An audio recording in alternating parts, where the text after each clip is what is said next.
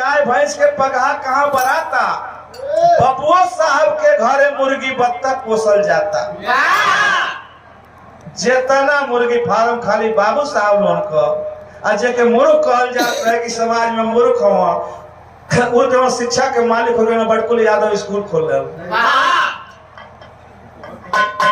तो दोनों बैठ के गाय भैंस के पगहा कहाँ बराता, बबुआ साहब के घरे मुर्गी बत्तख पोसल। मंदिर अच्छाई शिवाला पर घंटा कहाँ सुनाता, आरती के बदला में अब तक डिस्को गीत गवाता। बड़ी जमाना तेज गति से आगे बढ़ल, भाई भाई के प्रेम धुमिल भाई बाप बेटा के नाता।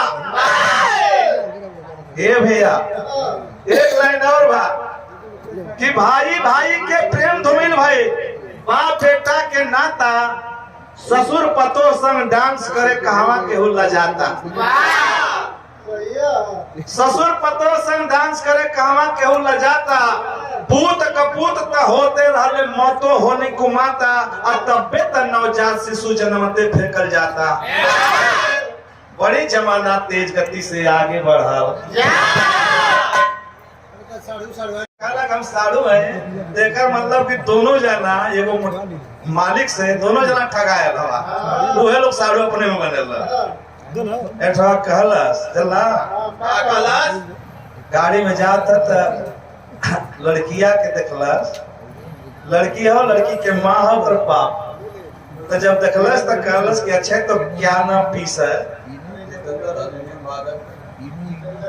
सगुन के अब गीत कहाँ गवाता, बिरहा लोरकी कजरी ठुमरी कहवा के सुहाता।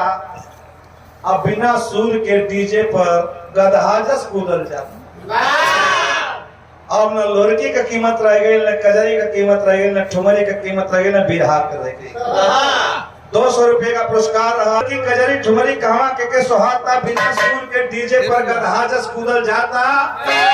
आरती मटवांगर सगुन के अब गीत कहाँ गवाता, एक जगह नंद बिहारी मोबाइल पर जब कोर्ट मैरिज हो जाता। तो बड़ी जमाना तेज गति से आगे बढ़ा।